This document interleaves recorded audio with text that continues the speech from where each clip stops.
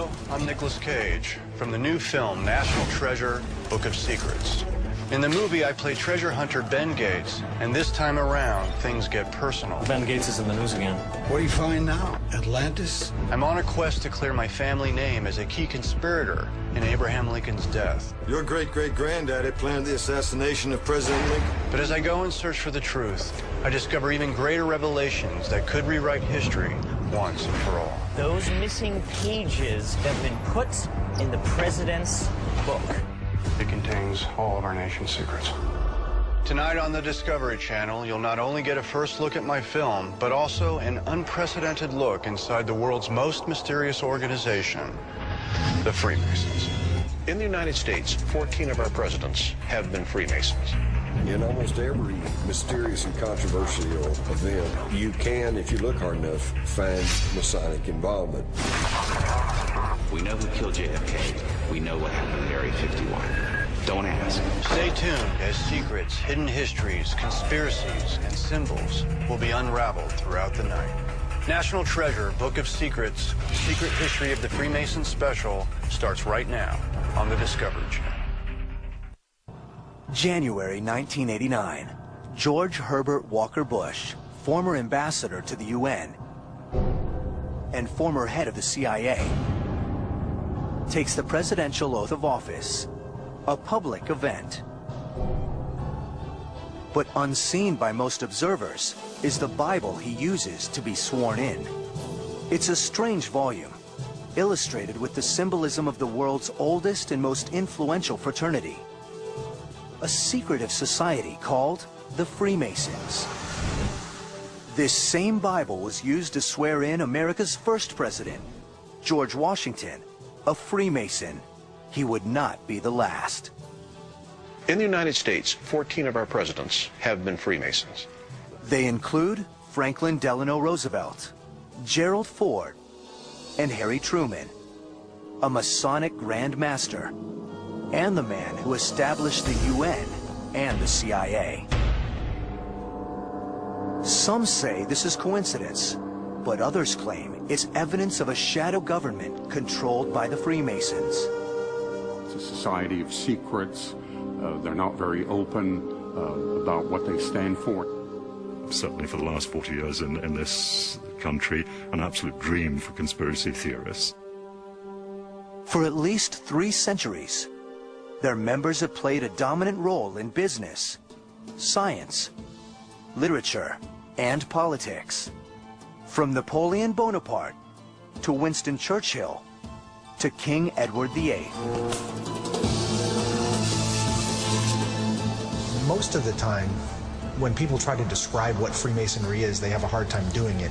And so what they end up doing is falling back on telling you people who have been members. And then you say, well, you know, Ben Franklin was a Mason, or George Washington was a Mason. As the Wright brothers took flight, Masons named Chrysler, Olds, and Ford established the auto industry. Colt and Gatling modernized war's most terrible weapons. And Freemasons took control of the movies, led by Louis B. Mayer at MGM, Jack Warner at Warner Brothers, and Daryl Zanuck at 20th Century Fox. Masonic superstars include Clark Gable and John Wayne, Harry Houdini and Mel Blanc, the voice of Bugs Bunny, Abbott, but not Costello, sports heroes like Ty Cobb and Arnold Palmer, even famous names like Buzz Aldrin, and Wendy's founder, Dave Thomas. But who are they? What do they do? And how did they achieve such power? What they did was they developed another layer, a secret layer of organization that no other trade had. And in that sense, they stood out by being different, by being secretive, if you like. They traffic in weird icons and secret rituals. People are naturally suspicious anytime influential people or groups of people are meeting in relative secrecy. Some assert they're an ancient order empowered by occult knowledge.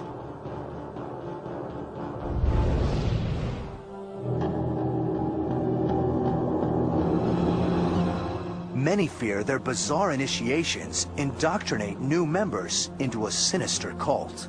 And their ritual reenactments of an ancient murder have some suggesting they are a ruthless conclave willing to kill to protect their secrets and their plans for a new world order. In almost every mysterious and controversial event, from Jack the Ripper to the assassination of John F. Kennedy, you can, if you look hard enough, find Masonic involvement. What is the secret? See, that's what they don't want to talk about. There's nothing wrong with secrets. We know who killed JFK. We know what happened at Area 51. Don't ask. Those conspiracy theories have been out there for a long time. I think part of it is the fact that we've never been out front and open about what we're doing. Today, most major cities are home to a Masonic lodge, ornate temples closed to outsiders and open to suspicion. I think the feeling on the part of the general public is that there are secrets that we're keeping from them that are making us superior to them. Masonic legends suggest a grand saga that stretches far into the past. Freemasons have, over the years, claimed that their body goes back to Solomon's temple, or even to the beginning of the world. That these Masonic rituals, in some cases were created by God. What is the truth behind these fantastic claims? What is the fact, and what is the fiction? Freemasonry was practiced by many of America's founders, but some believe they are behind many horrifying crimes. There is the 1982 hanging of an Italian banker with links to the Vatican. There is the 2004 shooting death of a Mason during an initiation rite in New York. There are even wild claims that the killing spree of Jack the Ripper was a Masonic plot. We will penetrate the marble walls of the Masonic Lodge. We'll witness rituals never before seen by outsiders. We'll discover the forbidden password of the third degree, and we reveal the true purpose of the Masonic Creed. In most countries, the people who are in power, mostly they are Freemasons. For some reason, that's how it happened. It happened in the United States, in England, and all over the world. How did Masonry gain such prominence? What goes on within these lavish temples in London, New York, Philadelphia, or Washington, D.C.? Freemasons have no central authority. Each lodge is independent, yet they are seen by many as part of a global organization. The privacy of Masonic meetings led the people to think that here is a secret government within our government, that we're really not running our own affairs, but we're being manipulated by powers behind the throne. The conspiracy theory you find most attractive says something quite deep-seated about your underlying worldview. Are the Freemasons the most powerful men alive? Or are these just paranoid fantasies? Does their craft go back to biblical times?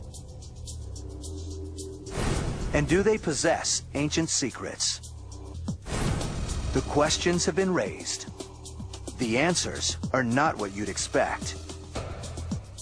And they begin with an event that has thrust popular fears of a Masonic conspiracy into the international spotlight. The trail of clues begins with a murder.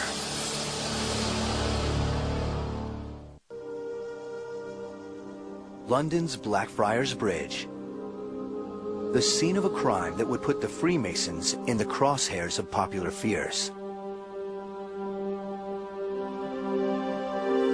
On June 18th, 1982, a body was found hanging beneath the bridge. The victim was Roberto Calvi, a 62-year-old Italian banker. On his body was a fake passport and $15,000 cash.